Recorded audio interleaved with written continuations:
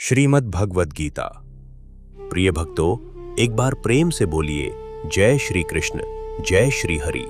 प्रियजनों, आज मैं आपको श्रीमद् भागवत गीता की संपूर्ण व्याख्या, गीता का भावार्थ अर्थात श्रीमद् भगवद गीता के समस्त 700 श्लोकों का अर्थ जैसा कि विद्वानों द्वारा सुना तथा पढ़ा है, वही आपके समक्ष गीता भावार्थ प्रस्तुत करने की कोशिश कर रहा हूं। जैसा कि आप जानते कि श्रीमद् भगवद गीता तथा इसके ज्ञान को आपने सुना भी होगा और पढ़ा भी होगा, और न जाने कितने ही अनगिनत लोगों ने इस पर बहुत काम भी किया है। तो आज मैं लेकर आया हूं गीता की एक अद्भुत व्याख्या, आपके हर प्रश्न का उत्तर, आपकी प्रत्येक समस्या का हल। आपको बता दे कि गीता क्या, तो सुनिए। गीता वेद, पुराणों, उपनिषदों का सार है। गीता उस मधुर फल का रस है जिसे गूंगा व्यक्ति पीकर उसकी व्याख्या नहीं कर पाता। गीता जीवन की जादुई छड़ी है। गीता संसार का एक महानतम ग्रंथ है। इसे हिंदू धर्म के किसी भी सीमित दायरे में बांधकर नहीं रखा व देखा जा सकता है, क्योंकि संसार की अनेक प्रमुख भाषाओं में इसका अनुवाद हो चुका है और संसार के करोड़ों अरबों लोग इसमें बताए गए जीवन दर्शन का अनुसरण कर सुखपूर्वक जीवन यापन कर रहे हैं। गीता एक ऐसा ग्रंथ है जो विलक्षण रहस्यों से महासागर है। इसे आप जितनी बार पढ़ेंगे उतनी ही बार अपने एक नए प्रश्न का उत्तर पाएंगे। वास्तव में ये ग्रंथ गागर में सागर के समान है, जो मनुष्य की अनंत इच्छाओं, कामनाओं, आसक्तियों और चिंताओं को पल भर में शांत कर देता है और उसके जीवन के सभी मनोरथ पूर्ण करता है। आपको बता दे कि श्रीमद् भगवद गीता भगवान श्री कृष्ण और अर्जुन के संवाद से उपजा ये धर्म ग्रंथ ही नहीं, अपितु समस्त प्राणी जगत के लिए दर्पण है, मार्गदर्शिका है, जो द्वापर युग से आज तक अनेक संत महात्माओं का मार्गदर्शन करता रहा है। अनेक साधारण लोग इसकी शिक्षाओं पर चलकर महान बने हैं। मीरा, सूर, चैतन्य से लेकर महात्मा गांधी तक भगवद गीता से जीवन शक्ति ग्रहण करते रहे हैं। आपको बता दे कि महात्मा गांधी ने क्या कहा है गीता के विषय में। जब मुझे संदेह आ घेरते हैं, निराशाएं चेहरे को निष्प्रभ कर देती हैं और आशा की कोई किरण नजर नहीं आती, तो मैं गीता में इसका हल खोजता हूं और तत्काल ही मेरे चेहरे पर मुस्कान खेलने लगती है। शोक के बादल छट जाते हैं। जो लोग प्रतिदिन गीता पढ़ते हैं वे आनंद से हमेशा ताजादम रहते हैं और उन्हें इसके रोज नए नए अर्थ मालूम होते हैं। तो कहने का तात्पर्य है कि गीता मन में उठ रहे प्रत्येक प्रश्न का हल, तपन के लिए शीतलता, खाई के लिए पर्वत, विष के लिए अमृत, रोगी के लिए औषधि का कार्य करती है। गीता की सबसे बड़ी सीख है, मनुष्य अकर्ता बनकर अपने सारे जरूरी कर्म अवश्य करे और उनके लिए फल की कामना न करे। स्वयं को कष्ट देकर, शरीर को प्रताड़ित करके तप करने से परमात्मा खुश नहीं होते। वे निष्काम भावना से अपने कर्मों में लगे रहने वाले मनुष्य से खुश रहते हैं, जो जरूरी कर्म करते हुए सदैव परमात्मा का चिंतन करता रहता है। इस प्रकार भगवद गीता मनुष्य मात्र के लिए ज्ञान का सागर है। वह भंडार है जिसमें मनुष्य को डुबकी लगाते रहना चाहिए। इसे पढ़, समझ और पालन कर मनुष्य जीवन मृत्यु के चक्र से मुक्त होकर मोक्ष पा सकता है। यह वार्तालाप भगवान श्री कृष्ण ने स्वयं अर्जुन से कही है। यह स्वयं भगवान श्री कृष्ण की उद्घोषणा है। प्रियजनों, गीता का उपदेश ही नहीं अपितु जीवन का परम संदेश है, हर संदेह का संदेश है। गीता का प्रत्येक व्याख्यान श्री कृष्ण ने अपने मुख से अर्जुन को सुनाया। अगर देखा जाए तो हम सभी अर्जुन हैं और गीता साक्षात श्री कृष्ण का ही एक स्वरूप है। ईश्वर की वाणी ही गीता है। मोक्ष प्रदान करने का मार्ग ही गीता है। सकल सृष्टि का उत्तर है गीता। आप जानते हैं कि श्रीमद् भगवद गीता में कुल 18 अध्याय है और प्रत्येक अध्याय अपने आप में अद्भुत है। आज मैं आपको श्रीमद् भागवत गीता की प्रथम अध्याय अर्जुन विषाद योग, जिसका पहला श्लोक ही संपूर्ण अध्याय की आधारशिला प्रदर्शित करता है। आइए जानते हैं श्रीमद् भागवत गीता के प्रथम अध्याय का सार, उसकी एक नई व्याख्या। प्रथम अध्याय अर्जुन विषाद योग। इस अध्याय की शुरुआत होती धृतराष्ट्र से, जो संजय से प्रश्न करते हुए कहते, वे जानना चाहते कि कुरुक्षेत्र में उनके पुत्र दुर्योधन तथा उनकी सेना क्या कर रही है, और जानना चाहते हैं कि पांडु पुत्र क्या कर रहे, उनकी सेना क्या कर रही है, वो व्याकुल हो रहे हैं, ये सब जानने के लिए। धृतराष्ट्र उवाच धर्मक्षेत्रे कुरुक्षेत्रे समवेता युयुत्सवः मामकाः पांडवाश्चैव किम कुर्वत संजय। एक भावार्थ। दृष्ट्वा तु पांडवानीकं व्यूढ़ं दुर्योधनस्तदा आचार्यमुपसंगम्य राजा वचनम अब्रवीत। भावार्थ। आपको बता दें कि संजय ऋषि वेदव्यास जी के शिष्य थे और वेदव्यास जी ने संजय को दिव्या दृष्टि प्रदान की थी, जिससे वह अंधे राजा धृतराष्ट्र को युद्ध का सारा आंखों देखा हाल बता सके। तभी अपनी दिव्य दृष्टि से संजय ने कुरुक्षेत्र का हाल देखा और संजय बोले, हे राजन, पांडु पुत्रों द्वारा सेना की व्यूह रचना, उसकी सजावट को जांच परख रहे हैं, तथा यह सब देखने के बाद राजा दुर्योधन अपने सेनापति अर्थात गुरु द्रोणाचार्य जी के पास जाकर उनसे विचार विमर्श कर सारा हाल बता रहे हैं। सत्य कहें तो हम सभी सांसारिक व्यक्तियों को गीता संजय की दिव्य दृष्टि के कारण ही सुनने और पढ़ने को मिली। पश्यताम पांडु पुत्राणाम आचार्य महतीं चमूम व्यूढ़ान द्रुपद पुत्रेण तव शिष्येण धीमता। भावार्थ। दुर्योधन गुरु द्रोणाचार्य को इंकित करते हुए बोला, हे आचार्य, पांडु पुत्रों की विशाल सी को देखिए, जिसे आपके परम शिष्य धृष्टद्युम्न, जो द्रुपद पुत्र हैं, उन्होंने सेना को इतने कौशल से व्यवस्थित किया है। आपको बता दें कि अर्जुन की पत्नी द्रौपदी, जिनके पिता का नाम द्रुपद था, द्रुपद और गुरु द्रोणाचार्य के बीच राजनीतिक मामलों को लेकर कुछ झगड़े चल रहे थे, जिस कारण राजा द्रुपद ने एक यज्ञ किया और यज्ञ में वरदान स्वरूप ऐसे पुत्र का वरदान मांगा जो द्रोणाचार्य का वध कर सके। उसे यज्ञ के फल स्वरूप उन्हें धृष्टद्युम्न नाम का पुत्र प्राप्त हुआ, जो जिसे युद्ध शिक्षा तथा धर्मशास्त्रों के ज्ञान के लिए गुरु द्रोणाचार्य के पास भेजा गया, जो जानते थे भविष्य में यही उनके जीवन का काल होगा। आज कुरुक्षेत्र में गुरु द्रोणाचार्य के साथ युद्ध स्थल पर युद्ध करने के लिए धृष्टद्युम्न खड़ा हुआ है।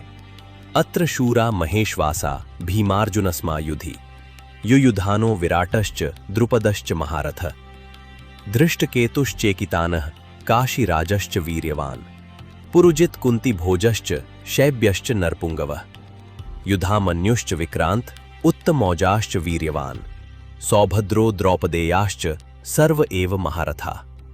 भावार्थ। उपरोक्त 3 श्लोकों में अंतर्मन से दुर्बल दिख रहे दुर्योधन गुरु द्रोणाचार्य से पांडु पुत्रों के बारे में कहते हैं कि हे आचार्य, अर्जुन की सेना में अर्जुन तथा भीम के समान राजा द्रुपद, धृष्टकेतु, काशीराज, शैब, सुभद्रा पुत्र अभिमन्यु तथा इसी प्रकार अनेकों बलशाली योद्धा हमारे व हमारी सेना के सम्मुख खड़े हुए हैं।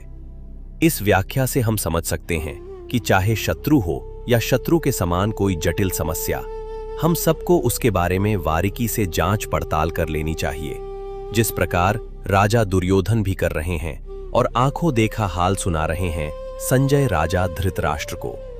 अस्माकं तु विशिष्टा ये तान्नि बोध द्विजोत्तम नायका मम सैन्यस्य संज्ञार्थम तान ब्रवीमिते भवान भीष्मश्च कर्णश्च कृपश्च समितिंजय अश्वत्थामा विकर्णश्च सौमदत्तिस्तथैव च। भावार्थ। उपरोक्त 2 श्लोकों में दुर्योधन दुश्मन की सेना का आकलन करने के पश्चात स्वयं की सेना का भी विस्तार से आकलन करता है और गुरु द्रोणाचार्य जी से कहता है, आचार्य, पांडु पुत्रों की सेना के बारे में जानने के पश्चात अब स्वयं की सेना के बारे में भी जान लेना अति आवश्यक है कि स्वयं के पास कौन कौन श्रेष्ठ योद्धा है। दुर्योधन के कथनानुसार समस्या चाहे जितनी भी जटिल हो, हम उसकी जांच पड़ताल के बाद जी निष्कर्ष पर पहुंचते हैं और स्वयं की भी क्षमता, स्वयं की मजबूती को देखना चाहिए और स्वयं का आकलन करते हुए विचार करना चाहिए कि जीवन की समस्या का इससे निपटारा किया जा सकता है या नहीं, इस पथ पर चलकर हम जीत हासिल कर सकते हैं या नहीं।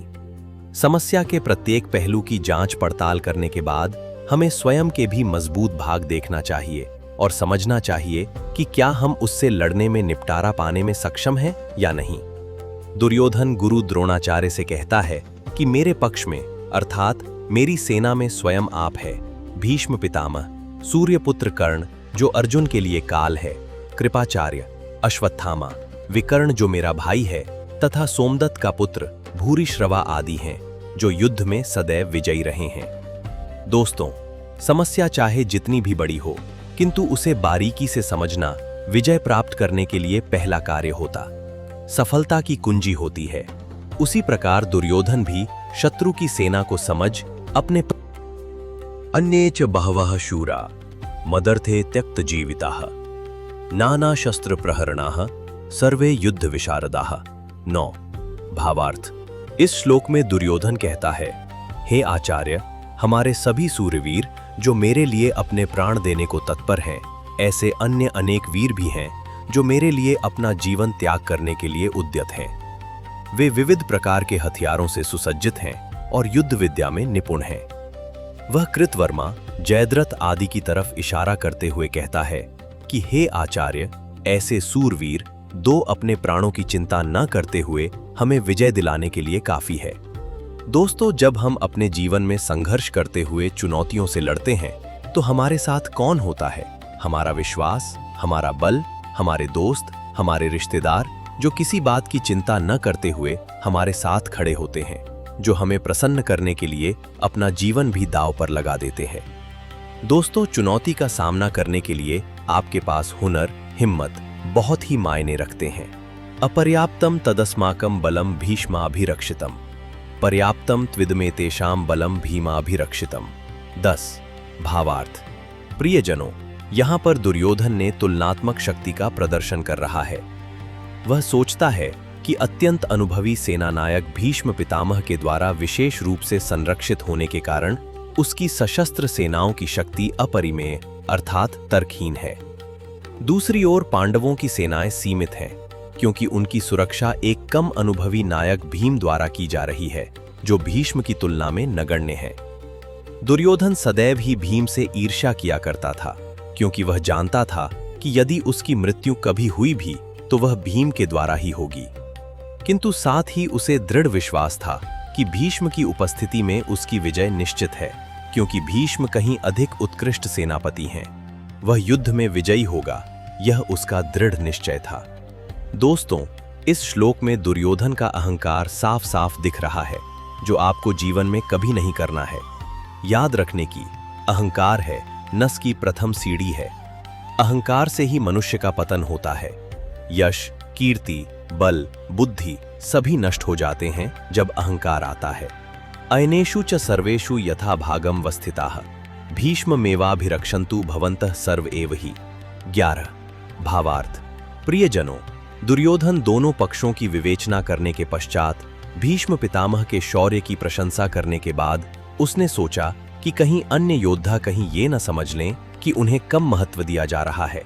अतः दुर्योधन ने अपने सहज कूटनीतिक ढंग से स्थिति संभालने के उद्देश्य से उपर्युक्त शब्द कहे। उसने बलपूर्वक कहा कि भीष्मदेव निस्संदेह महानतम योद्धा हैं, किंतु अब वे वृद्ध हो चुके हैं।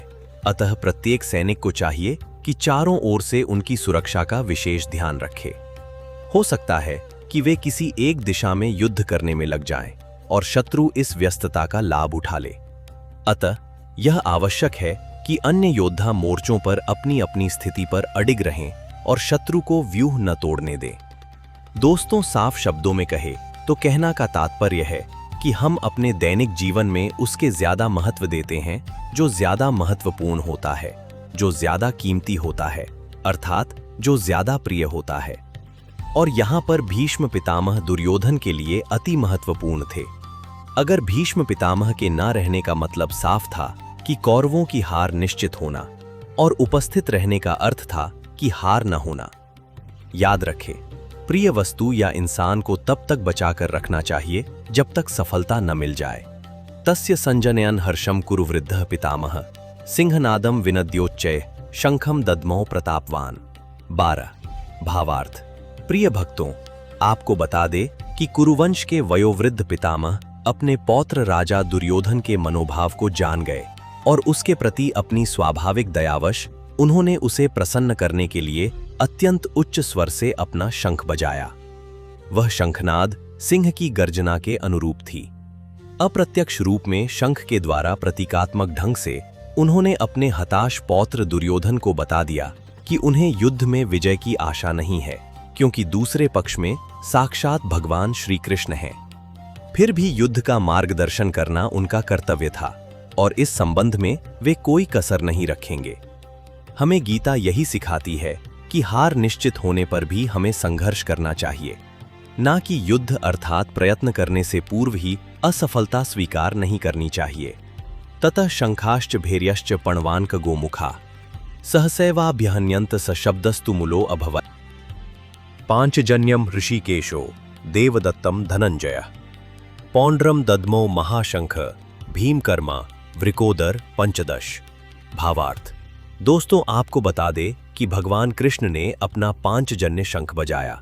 अर्जुन ने देवदत्त शंख तथा अतिभोजी एवं अति मानवीय कार्य करने वाले भीम ने पौंड्र नामक भयंकर शंख बजाया। इसी तरह जीवन के संघर्ष या कठिन समस्याओं में आगे बढ़ते रहने के लिए, सफलता प्राप्त करने के लिए हम भी किसी को प्रेरणा स्वरूप चुन सकते हैं। अनंत विजयम राजा कुंती पुत्रो युधिष्ठिरः नकुलः सहदेवश्च सुघोषमणिपुष्पकौ षोडश। काश्यश्च परमेश्वासः शिखंडी च महारथः धृष्टद्युम्नो विराटश्च सात्विकिश्चापराजितः 17। द्रुपदो द्रौपदेयाश्च सर्वशः पृथ्वीपते सौभद्रश्च महाबाहु शंखान दद्मु पृथक पृथक 18। भावार्थ। उपरोक्त तीनों श्लोकों में बताया गया है कि संजय महाराज धृतराष्ट्र को आंखों देखा हाल बता रहे हैं और कह रहे हैं कि हे राजन, कुंती पुत्र राजा युधिष्ठिर ने अपना अनंत विजय नामक शंख बजाया तथा नकुल और सहदेव ने सुघोष एवं मणिपुष्पक शंख बजाए। महान धनुर्धर काशीराज, परम योद्धा शिखंडी, धृष्टद्युम्न, विराट, अजय सात्विकी, द्रुपद, द्रौपदी के पुत्र तथा सुभद्रा के महाबाहु पुत्र आदि सभी ने अपने अपने शंख बजाए। दोस्तों, संजय महाराज धृतराष्ट्र को बताने की चेष्टा कर रहे थे कि इस महायुद्ध में सारा कुरुवंश मारा जाएगा, देश विदेश से आए हुए राजाओं का भी विनाश होगा और इस महायुद्ध का कारण महाराज आप स्वयं है, क्योंकि आपने अपने पुत्रों को कूनीति का प्रोत्साहन दिया था। दोस्तों, आपको बता दे कि इंसान चाहे जीवन के संघर्ष में हारे, चाहे किसी युद्ध में, उसका जिम्मेदार वह स्वयं होता है। सघोषो धार्तराष्ट्राणाम हृदयानि व्यदारयत नभश्च पृथ्वीं चैव तुमुलो अभ्यनुनादयन 19। भावार्थ। दोस्तों, बताया जाता है कि जब भीष्म तथा दुर्योधन के पक्ष के अन्य वीरों ने अपने अपने शंख बजाए तो पांडवों के हृदय विदीर्ण नहीं हुए। ऐसी घटनाओं का वर्णन नहीं मिलता, किंतु इस विशिष्ट श्लोक में कहा गया है कि पांडव पक्ष के शंखनाद से धृतराष्ट्र के पुत्रों के हृदय विदीर्ण हो गए। इसका कारण स्वयं पांडव और भगवान कृष्ण में उनका विश्वास है। परमेश्वर की शरण ग्रहण करने वाले को किसी प्रकार का भय नहीं रह जाता, चाहे वह कितनी ही विपत्ति में क्यों न हो। दोस्तों, ऐसा ही अपने जीवन में भी याद रखें कि आप कहीं भी किसी के समक्ष अपनी प्रतिभा का परिचय दे तो आपका हुनर ऐसा होना चाहिए कि सामने वाला विचार करने पर मजबूर हो जाए और सोचे कि आप इसके योग्य हैं, आप ही जीत के असली हकदार हैं। अर्जुन उवाच अथ व्यवस्थितान दृष्ट्वा धार्तराष्ट्रान कपिध्वजः प्रवृत्ते शस्त्र संपाते धनुरुद्यम्य पांडव 20। ऋषिकेशम तदा वाक्यम इदमाह महीपते सेनयोरुभयोर्मध्ये रथम स्थापय मेच्युत 21। भावार्थ। संजय महाराज धृतराष्ट्र से कहते हैं, हे राजन, हनुमान से अंकित ध्वजा लगे रथ पर आसीन पांडुपुत्र अर्जुन अपना धनुष उठाता है और धृतराष्ट्र के पुत्रों को व्यूह में खड़ा देखता है। भगवान श्री कृष्ण से ये वचन कहता है कि हे अच्युत, हे माधव, कृपा करके मेरा रथ दोनों सेनाओं के बीच ले चलें, जिससे मैं यहाँ उपस्थित सभी परिवारी जनों को जो युद्ध की अभिलाषा रखते हैं और शस्त्रों की इस महान परीक्षा में जिनसे मुझे संघर्ष करना है, उन्हें देख सकूं। दोस्तों, अर्जुन जानते थे कि श्री कृष्ण जहां रहेंगे वहां धर्म रहेगा, इसीलिए उन्होंने भगवान श्री कृष्ण को अपना सारथी चुना। यावदेतान निरीक्षेहम योद्धुका मानवस्थितान कैर्मया सह योद्धव्यमस्मिन् रणसमुद्यमे 22। भावार्थ। अर्जुन श्री कृष्ण से कहते हैं, हे केशव, मैं जब तक विपक्ष की सेना को तथा उनके वीर योद्धाओं को भली भांति देख न लूं, तब तक इस रथ को यहीं पर खड़ा रखना। प्रियजनों, जीवन भी एक कठिन युद्ध है, संग्राम है। इसमें भी कई समस्याएं आती जाती रहती हैं। हमें युद्ध करना होता है, चाहे वह पर्सनल हो, चाहे व्यापारिक हो, चाहे वह कोई भी युद्ध हो। युद्ध तो युद्ध है, और युद्ध को हम तभी जीत सकते हैं जब विपक्ष की सेना तथा उनके वीर योद्धाओं को अच्छी तरह से जांच परख लें। ठीक वही कार्य अर्जुन ने किया। वह दुर्योधन की सेना तथा उनके वीर योद्धाओं को देखने के लिए, वहां खड़े रहने के लिए भगवान श्री कृष्ण से अनुरोध करता है। योत्स्यमानान् वेक्षेऽहं य एते अत्र समागताः धार्तराष्ट्रस्य दुर्बुद्धेर युद्धे प्रिय चिकीर्षवः। 23। भावार्थ। प्रियजनों, अर्जुन इस श्लोक में भगवान श्री कृष्ण से दुर्योधन को नीचे बुद्धि अर्थात कुबुद्धि का संबोधित करते हुए कहता है। अर्जुन दुर्योधन को दुर्बुद्धि का इसलिए कहता है क्योंकि आज ये महाभारत का युद्ध दुर्योधन और उनके पिता धृतराष्ट्र के कारण ही हो रहा है। दोस्तों, याद रखना कि यह निश्चित नहीं कि आपका दुश्मन एक नेक इंसान हो, चालबाज ना हो सकता है वह कोई आपके खिलाफ षड्यंत्र रच चुका हो। इसी वजह से आज अर्जुन दोनों सेनाओं के बीच में जाने के लिए भगवान श्री कृष्ण से कहता है और देखना चाहता है कि युद्ध के अभिलाषी योद्धा जो दुर्योधन का साथ देना चाहते हैं, वह है कितने उत्सुक हैं, उनकी क्या योजना है, वह कितने बलशाली हैं और उन सभी ने क्या षड्यंत्र रचा हुआ है मेरे और मेरी सेना के खिलाफ। संजय उवाच एव मुक्तो हृषिकेशो गुडाकेशेन भारत सेनयोरुभयोर्मध्ये स्थापयित्वा रथोत्तमम्। 24। भीष्म द्रोण प्रमुखतः सर्वेषां च महीक्षिताम् उवाच पार्थ पश्यतां संवेतान् कुरुनीति। 25। भावार्थ। उपरोक्त 2 श्लोकों के अनुसार संजय महाराज धृतराष्ट्र से कहते हैं, हे राजन, जैसा कि अर्जुन ने भगवान श्री कृष्ण से कहा था, ठीक उसी प्रकार कृष्ण ने रथ को दोनों सेनाओं के बीच ले जाकर रोक लिया है। और कृष्ण ने हाथ उठाचे हुए बोले, हे पार्थ, कौरवों और उनके शूरवीरों को देख लो और जांच परख लो। पार्थ अर्जुन का ही दूसरा नाम है जो युद्ध में शंकाओं से घिरने वाला है। यहां पार्थ कोई भी हो सकता है, मैं, तुम, कोई और भी जो किसी न किसी शंका में घिरने वाला हो सकता है या घिरा हो सकता है। लेकिन उसके निवारण के लिए गीता अर्थात भगवान श्री कृष्ण के वचन जो हमें शंका से दूर कर देंगे, जो शंकाओं का निवारण करने के लिए ही श्री कृष्ण ने गीता का प्रवचन अर्जुन को दिया था। तत्रापश्यत स्थितान्यार्थ पित्तिनथ पितामहान आचार्यान मातुलान भ्रातृन पुत्रान पौत्रान सखींस्तथा। 26। भावार्थ। प्रिय दोस्तों, श्री कृष्ण के रथ ले जाने के बाद अर्जुन युद्ध भूमि में अपने सभी संबंधियों को देख सका।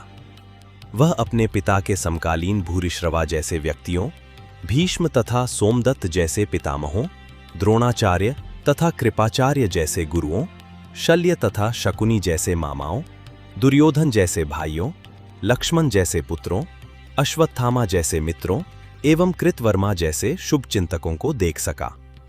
वह उन सेनाओं को भी देख सका जिनमें उसके अनेक मित्र थे, जो युद्ध करने के लिए बहुत ही उत्सुक हो रहे थे।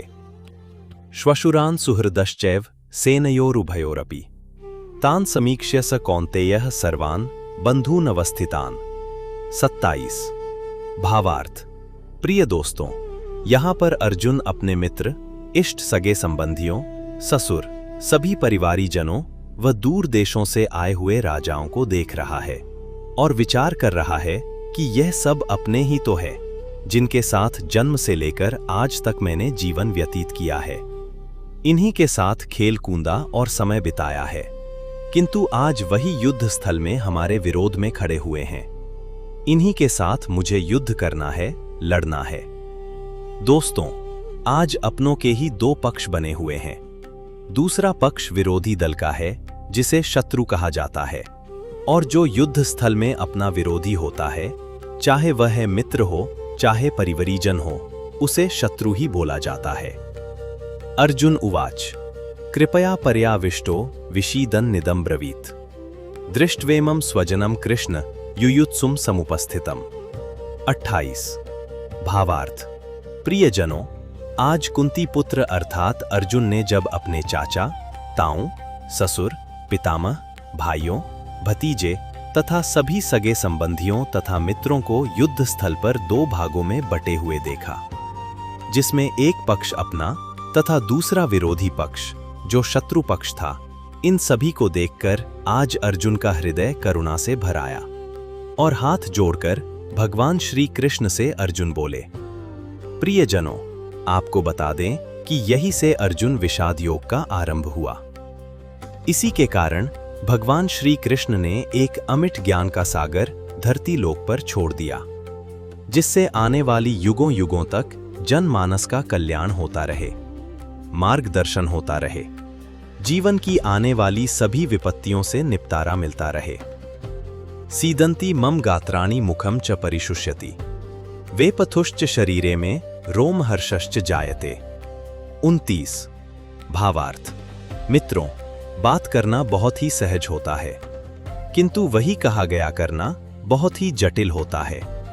चाहे वह युद्ध, चाहे किसी से भी किया गया वादा निभाना गांडीवम स्रंसते हस्तात्वक्चैव परिदह्यते न च शकोम्यवस्थातुम भ्रमतीव च मे मनः। 30। भावार्थ। प्रियजनों, अर्जुन की दुविधा और इस संसार के प्रत्येक प्राणी की सुविधा एक जैसी ही है। चाहे वह युद्ध की दुविधा हो, चाहे किसी खेल को लेकर दुविधा हो, चाहे वह किसी काम काज की दुविधा हो, दुविधा तो दुविधा होती है दोस्तों। आज अपनों को युद्ध स्थल पर देख अर्जुन का शरीर कंपन कर रहा है, उसका मन विचलित हो रहा है, वह विचार नहीं पा रहा है कि वह क्या करे। ऐसा ही दोस्तों हमारे साथ भी होता है। संकट की घड़ी में हम समझ नहीं पाते हैं कि मुझे क्या करना है, किस मार्ग पर चलना है, किसका सहारा लेना है। इन्हीं सभी प्रश्नों के उत्तर देती है गीता। अर्जुन यही विचार कर व्याकुल हो रहा है। उसकी त्वचा मानो जैसे जल रही हो, उसका गांडीव जैसे हाथों से छूट रहा हो और उसका साहस जवाब दे रहा हो। निमित्तानि च पश्यामि विपरीतानि केशव, न च श्रेयो अनुपश्यामि हत्वा स्वजन माहवे। 31। भावार्थ। सृष्टि का महान धनुर्धर अर्जुन आज अपनों को देखकर भ्रमित हो रहा है, विचारबद्ध हो रहा है, समझ नहीं पा रहा कि वह क्या करें और क्या ना करें। वह कांप रहा है, उसका मुंह सूख रहा है, निशब्द हो गया है अर्जुन। ऐसा ही हमारे साथ भी होता है दोस्तों। जब हम धर्म संकट में फंस जाते हैं तो निशब्द हो जाते हैं, ये शरीर काम करना छोड़ देता है। ऐसा ही अर्जुन के साथ हो रहा है। भ्रमित अर्जुन तभी कृष्ण से कहते हैं, हे केशव, मैं अपनों को मारकर इस राज्य सुख का क्या करूंगा? सभी मुझ पर उंगली उठाएंगे, प्रश्न चिन्ह लग जाएगा मुझ पर। ऐसे सुख, वैभव, यश का क्या फायदा जो अपनों के प्राणों को निगल जाए। न कांग्रे विजयम कृष्ण न च राज्यम सुखानि च, किन्नो राज्येन गोविंद किम भोगैर जीवितेन वा। 32। भावार्थ। इस श्लोक में अर्जुन अपने मन की मंशा को स्पष्ट कहते हैं, हे कृष्ण, इस राज्य वैभव सुख का क्या मोल जो युद्ध करने से प्राप्त हो, अपनों को खोकर प्राप्त हो। आज मानो अर्जुन डर और भ्रमित होकर शंका में सारे सुख और राज्य का त्याग करने को तैयार है, सब कुछ छोड़ने को तैयार है। इसी प्रकार हम सबको इस स्थिति को पहचान है और वही करना है जो भगवान कृष्ण ने पार्थ को बताया है। येषामर्थे कांक्षितम नो राज्यम भोगाः सुखानि च, त इमे अवस्थिता युद्धे प्राणान् त्यक्त्वा धनानि च। 33। भावार्थ। प्रिय दोस्तों, हम सभी अपने दैनिक जीवन में जो भी कार्य करते हैं, भाग दौड़ करते हैं, मेहनत करते हैं, किसके लिए करते हैं? अपनों के लिए करते हैं ना। तो आज अर्जुन मन ही मन और भगवान कृष्ण से कह रहा है कि यह कैसी दुविधा है जो राज सुख, चैन, सुख, संपत्ति हम अपनों के लिए एकत्रित करते हैं और आज वही अपने मेरे सामने खड़े हुए हैं और मुझे उनको मारना है। तो ऐसा राज्य किस काम का जब अपने ही ना हो, और ये राज्य हो तो हम ऐसे राज का भला क्या करेंगे? आज ऐसी सुविधा लिए अर्जुन भगवान कृष्ण से हाथ जोड़कर कह रहे हैं। आज कुंती पुत्र को देखकर लग रहा है कि संसार का सबसे दुखी और लाचार व्यक्ति कोई और नहीं हो सकता। कोई अगर है तो वह अर्जुन ही है। आचार्यः पितरः पुत्रास्तथैव च पितामहाः मातुलाः श्वशुराः पौत्राः श्यालाः संबंधिनस्तथा। 34 एतान्न हन्तुमिच्छामि नतोऽपि मधुसूदन अपि त्रैलोक्य राज्यस्य हेतोः किन्नु मही कृते। 35 निहत्य धार्तराष्ट्रान्नः का प्रीति स्यात् जनार्दन पापमेवाश्रयेदस्मान् हत्वैतानाततायिनः। 36 भावार्थ। प्रियजनों, आपको बता दें, अपने सगे संबंधियों को देखकर आज अर्जुन का हृदय बहुत ही दुखित और अर्जुन भगवान श्री कृष्ण से कहते हैं, हे माधव, जब गुरुजन, पितृगण, पुत्रगण, पितामह, मामा, ससुर, पौत्रगण, साले तथा अन्य सारे ही संबंधी अपना अपना धन एवं प्राण देने के लिए तत्पर हैं और मेरे समक्ष खड़े हैं, तो फिर मैं इन सबको क्यों मारना चाहूंगा? भले ही वे मुझे क्यों न मार डालें। मुझे तीनों लोकों का राज्य मिल जाए, फिर भी मैं अपनों को नहीं मारूंगा। हे जीवों के पालक, मैं इन सभी से लड़ने को तैयार नहीं, भले ही बदले में मुझे तीनों लोक क्यों न मिलते हों। इस पृथ्वी की तो बात ही छोड़ दें। भला धृतराष्ट्र के पुत्रों को मारकर हमें कौन सी प्रसन्नता मिलेगी? किंतु अर्जुन को क्या पता कि युद्ध भूमि में आने से पहले ही भगवान कृष्ण उन सभी को मार चुके हैं। उसे तो बस निमित्त मात्र बनना है। ये युद्ध भूमि बस रंग भूमि है जो जन जन को संदेश देने का कार्य करेगी, लोगों को उनकी समस्याओं से निकलेगी। तस्मान नारहा वयम हंतुम धार्तराष्ट्रांस बांधवान स्वजनम कथन न ज्ञेयमस्माभिः पापादस्मान् निवर्तितुम कुलक्षयकृत दोषम प्रपश्यद्भिर्जनार्दन। 39 भावार्थ। इन दोनों प्रसंगों के अनुसार आपका शत्रु पाप कर्म करने को उत्सुक हो रहा हो सकता है कि आपका शत्रु लालच के कारण ये सब करने के लिए व्याकुल हो रहा हो, किंतु आप जानते हैं कि ये सब करना पाप है। अर्जुन कहते हैं, हे जनार्दन, यद्यपि लोभ से अभिभूत चित्त वाले ये लोग अपने परिवार को मारने या अपने मित्रों से द्रोह करने में कोई दोष नहीं देखते, किंतु हम लोग जो परिवार के विनष्ट करने में अपराध देख सकते हैं, ऐसे पाप कर्मों में क्यों प्रवृत्त हों? कुलक्षये प्रणश्यन्ति कुलधर्माः सनातना धर्मे नष्टे कुलम कृत्स्नम धर्मो अभिभवत्युत। 40 भावार्थ। अर्जुन कहते हैं, हे केशव, जहां कुल नष्ट हो जाता है वहां पर सनातन धर्म का विनाश हो जाता है और शेष कुलों में पाप बढ़ने लगता है। जब कुल के सभी व्यक्ति काल के ग्रास हो जाते हैं तो शेष बचे हुए व्यक्ति धर्म की राह पर भटक जाते हैं, पथ भ्रष्ट हो जाते हैं, जिससे समाज में अंधकार छा जाता है और पाप बढ़ने लगता है। मित्रों, जैसा कि आप जानते हैं कि कुल ही तो है जो हम सबको अपनी संस्कृति, सभ्यता, अपने पुराने दायित्व, उनकी जड़ों से बांधे रखता है। कुल नष्ट होने पर ये सभी बिखर जाते हैं। जिस प्रकार माला का धागा टूटने पर मोती बिखर जाते हैं और माला का स्वरूप बिगड़ जाता है, उसी प्रकार हमारे परिवार के सम्मान का स्वरूप भी बिगड़ जाता है और समाज में शेष व्यक्ति अपमानित होने लगते हैं। अधर्माभिभवात् कृष्ण प्रदुष्यन्ति कुलस्त्रियः स्त्रीषु दुष्टासु वार्ष्णेय जायते वर्णसंकरः। 41 भावार्थ। हे माधव, कल की उन्नति और पतन दोनों ही स्त्री के कारण ही होता है।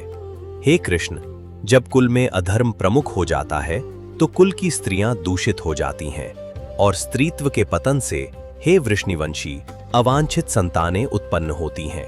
अर्जुन कहते हैं, कृष्ण, जब पाप कुल में बढ़ जाता है तो कुल की सभी स्त्रियां दूषित हो जाती हैं, पथ भ्रष्ट हो जाते हैं, जिनसे संतानें वर्ण संकर उत्पन्न होती हैं। संकरो नरकायैव कुलग्नानाम कुलस्य च पतंती पितरो ह्येषाम लुप्त पिंडोदक क्रिया। 42 भावार्थ।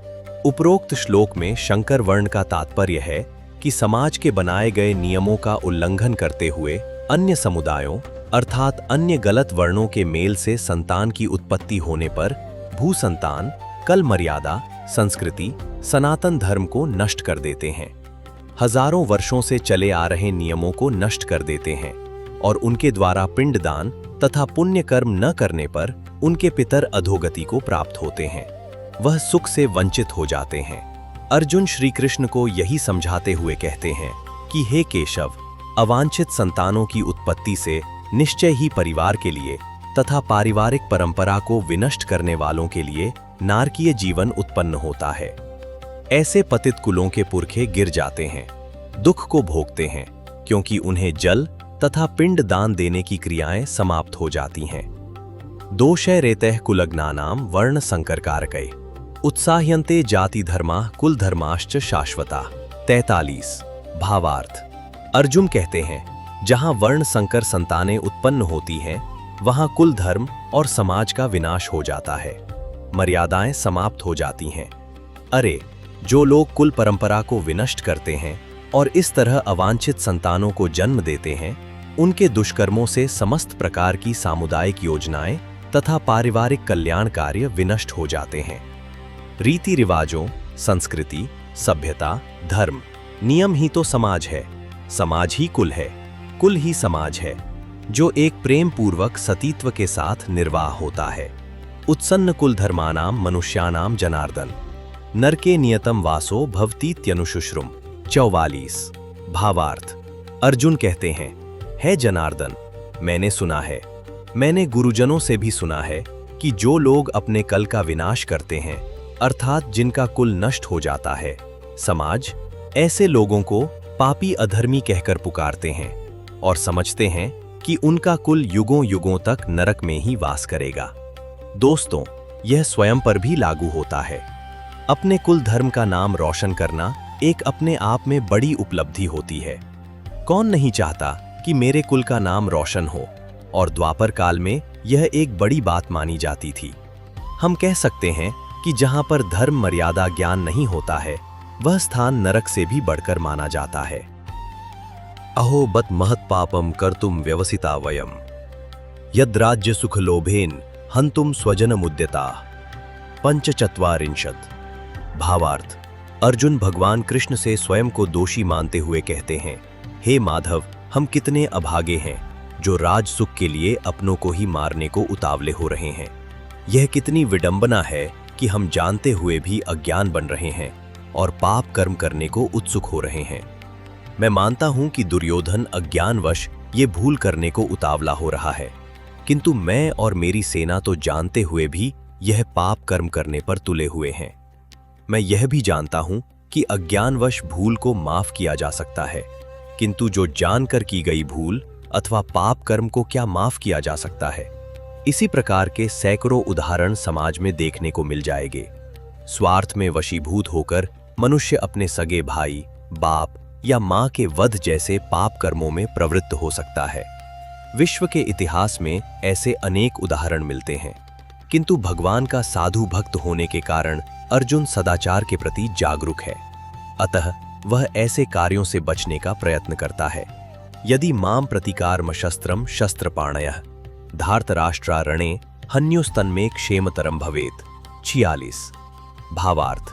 अर्जुन कहते हैं कि अगर धृतराष्ट्र के पुत्र दुर्योधन मुझे निहत्ते ही अस्त्र शस्त्र से मार दें तो मुझे कोई पछतावा नहीं होगा, मेरे लिए वह पल कल्याणकारी होगा। अर्थात कहने का तात्पर्य यह है कि जिनके साथ में खेला, जिनकी गोद में खेला, जिन्हें मैंने अपनी गोद में खिलाया, भला मैं उनके साथ किस प्रकार युद्ध करूं, किस प्रकार उन्हें युद्ध भूमि में उनका वध कर दूं। मित्रों, यही बात हम सब पर भी लागू होती है कि इस प्रकार की स्थिति में हम सभी अगर युद्ध अथवा व्यापारिक युद्ध की स्थिति हमारे सामने हो तो क्या करेंगे, किस प्रकार निकलेंगे विषम परिस्थिति से। इन्हीं सभी प्रश्नों के उत्तर देती है गीता। संजय उवाच एव मुक्त्वार्जुनः संख्ये रथोपस्थ उपाविशत विसृज्य सशरम चापम शोक संविग्रमानसः। 47। भावार्थ। संजय, जो धृतराष्ट्र के महल में बैठे अपनी दिव्य दृष्टि से देखते हुए महाराज धृतराष्ट्र को सारा हाल बता रहे हैं। संजय कहते हैं, हे राजन, शौक के कारणवश अपनों के प्रेम में बंधे हुए सृष्टि के महान धनुर्धर अर्जुन ने अपना गांडीव व वाण धरा पर रख दिए और रथ के आसन पर बैठ गए। अर्जुन का शरीर अपने आप में कंपन कर रहा है। प्रियजनों, तो यह था श्रीमद् भागवत गीता का प्रथम अध्याय, अर्जुन विषाद योग। इसमें अर्जुन के दुख अर्थात शोक का उल्लेख किया गया था। जैसा कि आपने सुना कि अर्जुन अपनों के प्रेम को कारण उन्हें मारने अर्थात रणभूमि में उनसे युद्ध करने से मना कर रहा है। यही स्थिति हम लोगों के सामने भी आती है, तो हम क्या करते हैं? इसका उत्तर देती है गीता। गीता क्या है? श्री कृष्ण के वचन ही तो गीता है, जिसे हम जानेंगे अगले अध्याय में। श्रीमद् भागवत गीता ग्रंथ के श्लोकों को पढ़ व सुनकर अपनी कलम से सहज रूप देने की कोशिश की है गीतकार कवि मुनेंद्र प्रेम जी ने, और आप सभी तक अपनी वाणी से पहुंचाया है शैलेंद्र भारती जी ने। तो मित्रों, अब मिलते हैं अगले पार्ट में। तब तक के लिए जय श्री राधे कृष्णा, जय श्री हरि।